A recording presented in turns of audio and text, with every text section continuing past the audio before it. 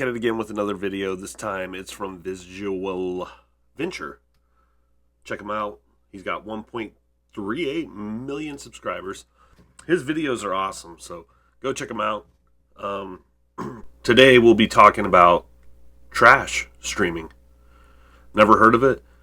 It's usually when gamers or whoever get together with like a bunch of friends and they go live and they ask people to play truth or dare with them, or pretty much dare with them, and they dare them to do weird things, which gets really disturbing. So check this out. Staz Reflay. Staz Reflay wasn't satisfied with life as a gamer. The problem was money. Staz launched his YouTube channel in 2014. He did live streams playing Call of Duty and other games, hoping to make it big as a gamer. It didn't take long for him to get frustrated. He wasn't making enough money from gaming, so Staz pivoted. He joined a trend called trash streaming. Trash streams weren't about fun. They were about humiliation. Here's how it worked. The streamer would go live, often surrounded by friends. Then viewers donate money to make them perform dares. It sounds playful until you realize the dares can be anything. Some dares were silly, like throwing food. Others were extremely dangerous or degrading. One dare asked a streamer to bury someone alive, and the streamer did it. Another... Okay, who would agree to do that?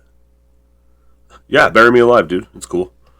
And I'm assuming the next one was he was dared to burn down his house. Who in the hell in their right mind would do that?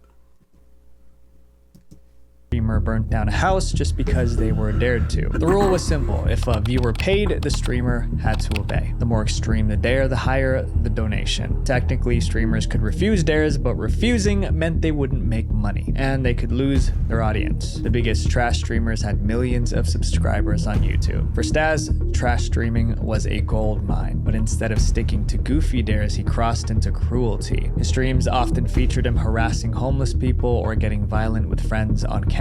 For the right donation, there was nothing Staz wouldn't do. His behavior became so extreme that other streamers stopped working with him, but fans rewarded the cruelty. Donations poured in. Viewers demanded more inappropriate acts. Soon, they wanted Staz to target his own girlfriend, Valentina. Valentina first appeared on Staz's streams in the summer of 2020. At times, they looked like they really love each other, like the perfect couple. Other times, it seemed like they hated each other. They constantly fought on camera. Staz would yell at Valentina, insulting her in front of thousands. The audience noticed, so I don't like where this is going. to be more aggressive with her. They paid money to see that. Viewers dared Staz to throw eggs at her. He did. They paid him to pepper spray her. He did. The dares escalated into things too disturbing to describe. By September 2020, Valentina had enough. She reported Staz to the police, but no serious action was taken. Even then, Valentina kept showing up for Staz's live streams. Every time she appeared, donations poured in because viewers loved paying Staz to harass her. Then one night, Staz agreed to a dare that would haunt him forever. It was the night of December 2nd, 2020. Staz was streaming with Valentina and his friend Marina. At some point, Marina left. Now Staz and Valentina were alone on camera. Then a viewer offered $1,000 for Staz to lock Valentina outside. The request was insane because it was winter. The temperature was between 17 degrees to 26 degrees Fahrenheit. Wow. That's below freezing. $1,000 was too much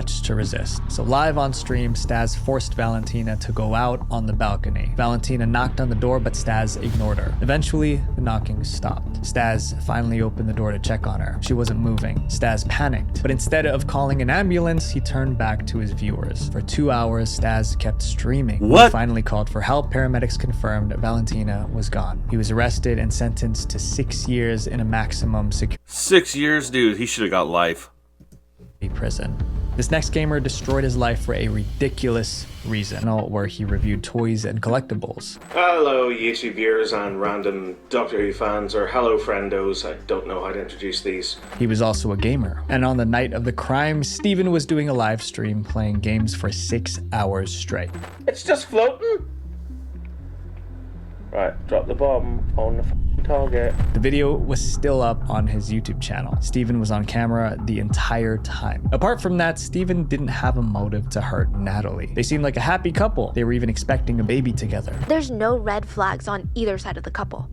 Like, they seem like they would both be amazing parents. The investigation continued. Police dug deeper into So I kind of crossed it, but his girlfriend ended up being murdered the night he was live streaming.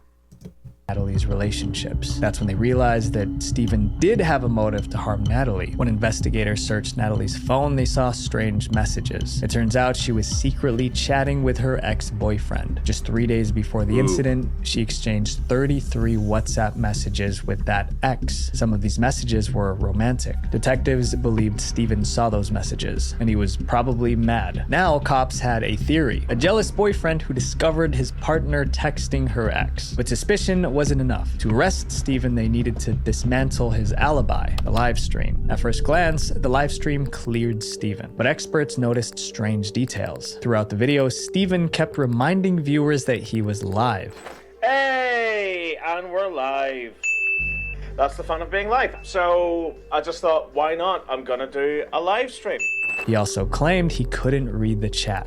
Because this streaming software is kind of up the left, it means I can't check the live chat, which is a real shame. That was unusual. Why go live if you can't interact with your viewers? Cyber experts were invited to analyze the live stream footage, and they all had the same conclusion. The stream wasn't live. Steven recorded it days earlier and played out as if it was live. His alibi collapsed. When confronted with the evidence, Steven admitted the truth. The stream wasn't live. His new story was that on the night of the crime, he was drinking in his house and fell asleep, but he had no witnesses to back it up. Then detectives found another piece of evidence against Steven. CCTV cameras near Natalie's home captured a man who looked just like Steven. The evidence was overwhelming. On January 31st, about a month after the crime, police arrested Steven again. His case went viral on the internet. I think this is the only time that someone has tried to use a live stream to prove their innocence and act as a smokescreen to cover up their crimes. Steven pled not guilty. His trial is still scheduled for November 2025. Games can bring people together from all over. All right, the world, everybody, but it thanks can for also watching. Like, isolate you subscribe, and from on to the real next world. one. My friends, don't let a virtual world become more important than the life you're actually living.